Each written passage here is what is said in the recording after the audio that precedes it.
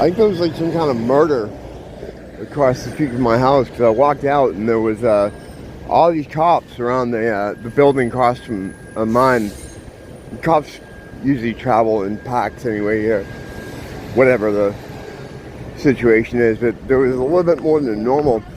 And they were walking this guy down the street, like they were perp walking some guy, like a cop on either side of him, and slowly like walking up the road to where the cars were, like they were doing it for a TV show or something. But yeah, there was no TV show. A lot of TV shows do shoot around here though, but yeah, there wasn't any happening there. The guy, he's a younger guy, white, making us all look bad. And he looked like he might be a murderer. That's why I think he might. I mean, Simon Le Bon always says, judge a book by its cover. And, you know, look at him. He knows what he's talking about. So, yeah, he looked like a murderer. So I think there was a murder. The thing is, you don't hear about a lot of stuff like that here. A lot of times stuff will happen, they won't put it in the media because they, want to keep the place, want to have a good reputation because it's a tourist area. So sometimes you won't see it. But yeah, if I do hear about it, at least I saw it. And I know it was a white guy. Because if I didn't see it myself, I would have just, expected the usual, So we have had that 80% spike in not assault, murder. 80% murder spike in 1 year. Pretty crazy. Homicide, that's what it's called. I'm struggling to find that. It's quite a big jump in 1 year, But yeah, it was one of mine. It was one of mine who got the perp walk out there. And he looked kind of touched off. He looked kind of crazy. He's a younger guy. I mean, yeah, you could probably say that about me. Well, not younger, but crazy, But I don't know.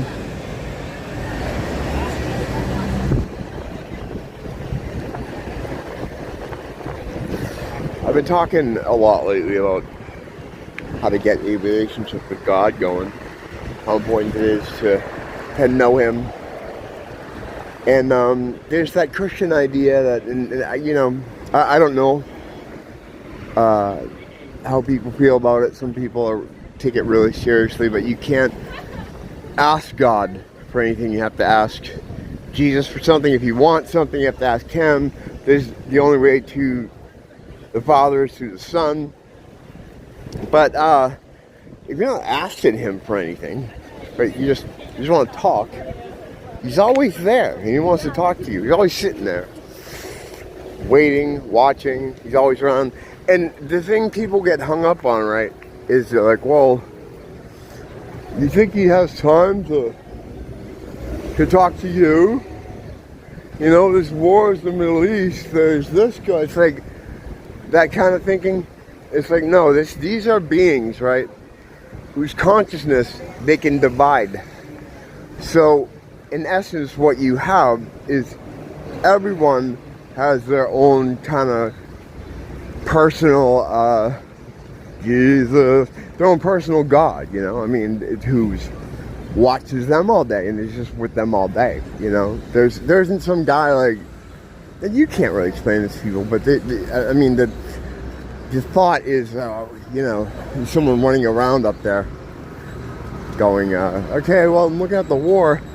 Now, how you doing, okay? Good, all right, bye. And it's not like that. It's like this consciousness is so vast it can split itself up, just like our consciousness is split up.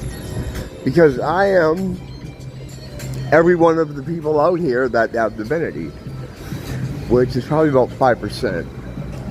Most of the people you see in the street or walking around you are no different than a lamp or like a fountain or something. It's just a thing that's put into the world to fill it up.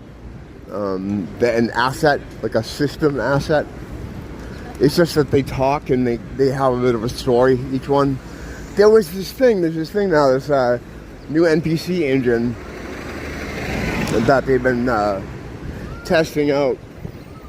And I think I did a video on it already, where people can go in and talk to the people in the city. It's a new kind of AI. It's supposed to be more realistic. And they each have like a story. They each have their own things. And it seems pretty real. It's almost like it's not too much different than what we have out here with some of these people, you know? It's like you can talk to them and you can get like a conversation going, but it's only going to go so far. And there's stuff that's off limits, that if you say something that's outside the norm, you know, they're going to start making fun of you. Ridicule, anger, dismissal. That's how it goes, like in that order. Like, you know, it's all the time. If they see something that's off the script that you're trying to say, or off the narrative that you're trying to say. Because, yeah, there's a certain script they have that they can follow. And I always think about that thing in Antarctica, about the kind of scripts machine that supposedly has some hand in making reality in some way. They have, I did videos on it before, but basically it's some guy that was friends with a Freemason dude whose father works in Antarctica, was telling him a story about this this place down in the ice that has a machine that has giant plates you can load into it that look like the pictures from the Illuminati card game by Steve Jackson Games. Like and like they can play different events. The implication being that this machine at one point could have influence or ran some sort of script to then happen in the real world. It's kind of freaky. So yeah, everything's scripts, which again makes people think, well, it's a computer. No, they want you to think it's a computer. If anything, the computer aspect of this, and there's a lot of things that are similar, yeah, but we're not of the computer is of us. The programs would be copying us. We're not copying them. We're the original scripts, you know? It's backwards. Like everything is backwards. It's presented to you backwards. That's a satanic way. That's how they do it.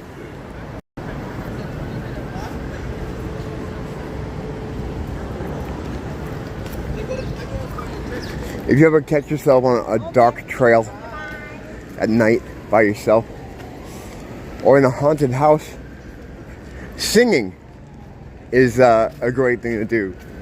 Singing or humming an uplifting tune, it seems to dissolve some of that atmosphere. Sometimes, and I know it's good because when they do it around here, like it really annoys people. You know, like the fuck. But just like hum, or even softly sing a happy tune to you. It creates like a shield. Not even like in a magic sense. This isn't even like a magic thing.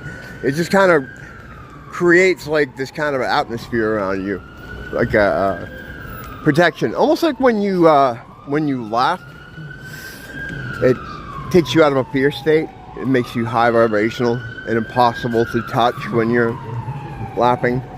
It's kind of like that. Laughter and singing are kind of closely related. You're singing a happy tune. Yeah, some people like being trapped in a line somewhere. I just hum to myself, you know, just humming along. And it just helps to create a feeling. It relaxes me.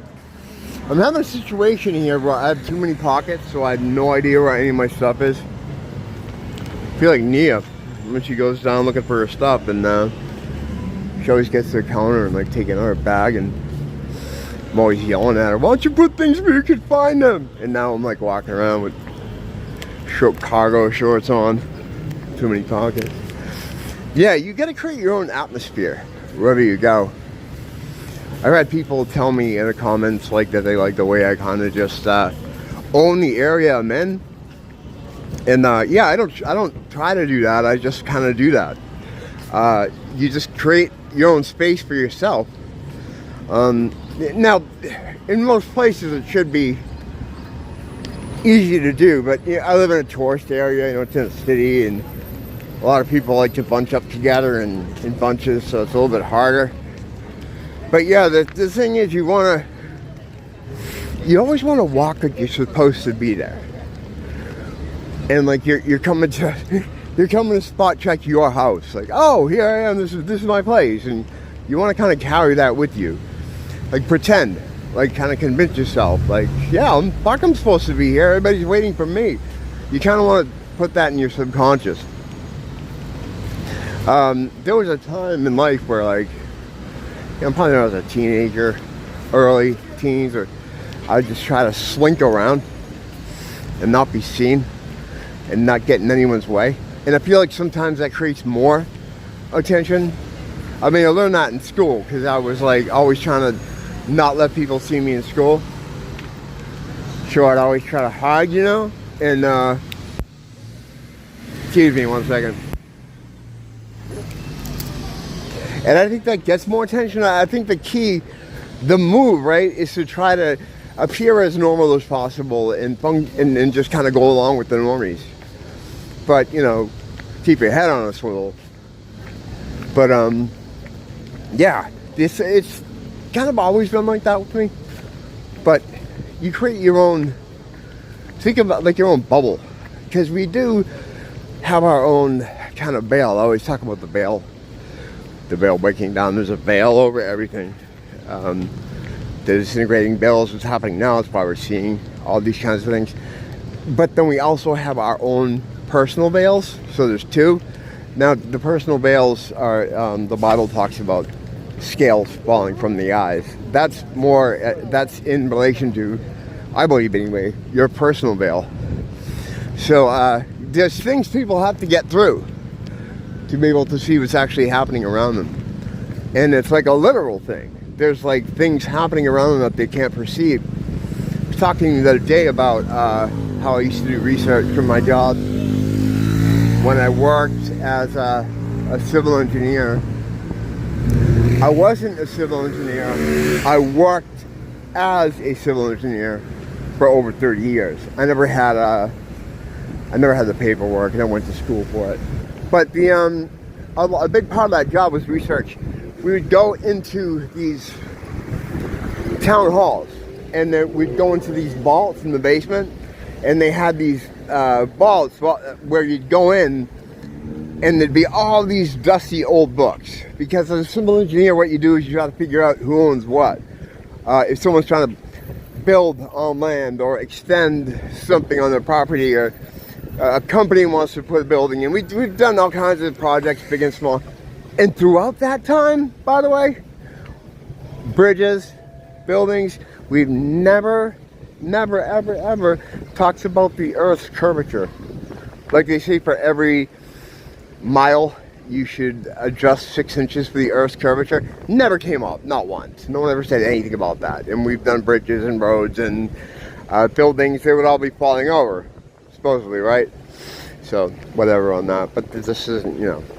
But so we go into these basements to pull out these old tomes to get very old plans about how the places used to look, like who owned what land.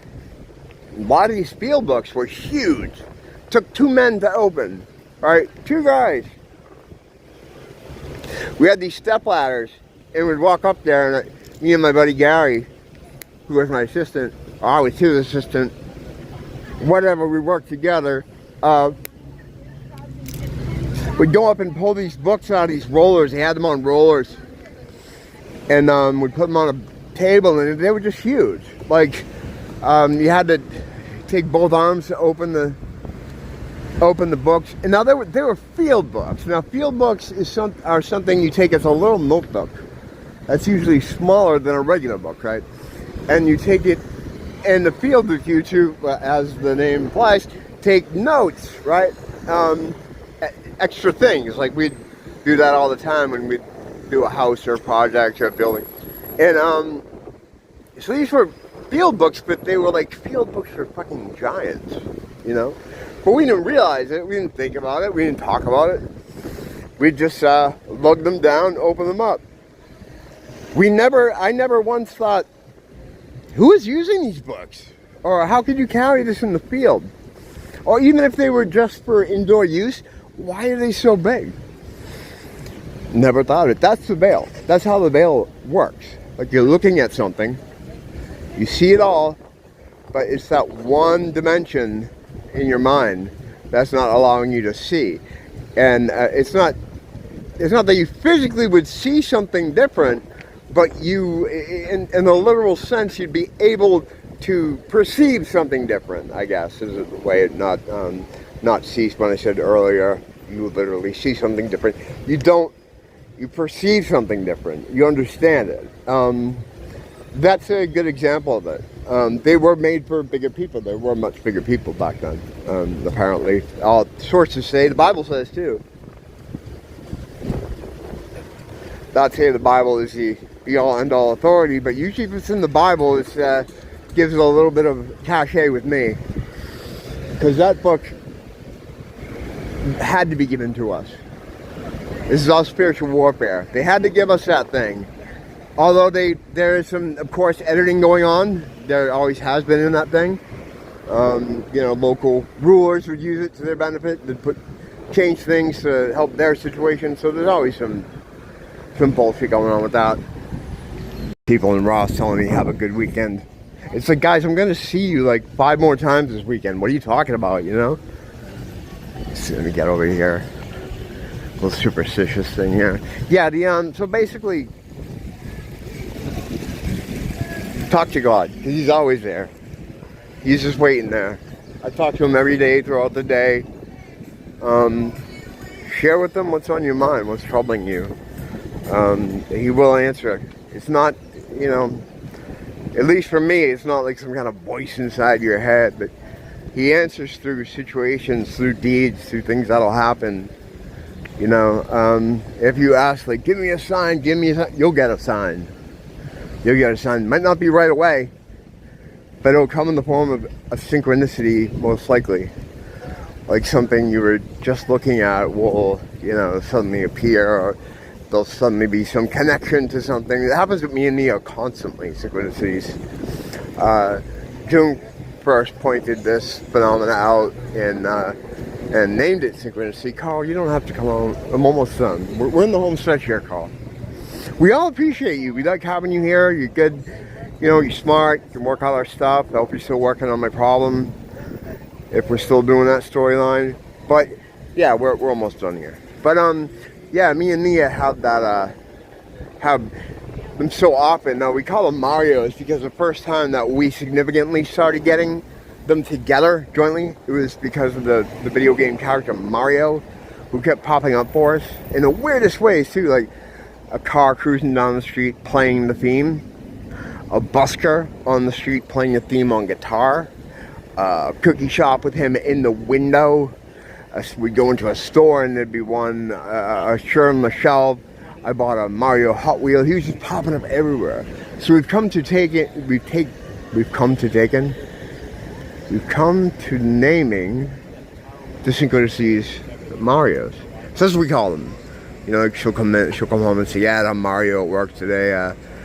You know, I was listening to this song by this person, you know, a name, and then the person with the same name, a customer will come in, you know, because I have to get the customer's names to write them on the cups. Shit like that. God will talk to you. He wants to talk to you. You're the most important thing in His world. You're not running over to that side of the room to look at the ridiculous genocide in Israel. He's not coming back over to this side of the room to look at what's going on in Honduras. He's sitting there with you because His consciousness is such that He can spend all day with you. On the flip side, you also have the enemy is with you all day too. He's creeping around on the edges, and he wants to try to get you away from God. The whole purpose of this world is to get you away from God. And if you want to prove that to yourself, try going toward God and see what happens to you. See the roadblocks that get thrown up at you. See the resistance you get from people. That's how finally like I came to Christianity, is when I seen how that the hatred it was getting, the fire it was coming under. I said, wow, there's a lot of hatred for people that follow the word of Christ. Almost like it's a life or death, like why? And yeah, that led me to this whole thing. Well, a lot of things led me to this whole thing. A lot of little things. It's never anything big that make the substantial changes in someone's life. They always think that. You know, that's why like when a drug addict's friend dies, they don't like clean up. It's never the big things. It's always a series of little things, you know, that lead you to a different phase or a different understanding. So just be open to those little things, you know. Try to be aware of them. How do you do that? I don't know. It's fucking... Just keep doing what you do. You're okay. We're all going to be alright. We're all going to get out of here. We're all getting out of here. I know you're getting out of here because I'm getting out of here. So if I'm getting out of here, you're getting the fuck out of here. We're all doing it. We've been here too long. Good days ahead. Till next time, thanks for dropping by. Don't blame the teacher, blame the school.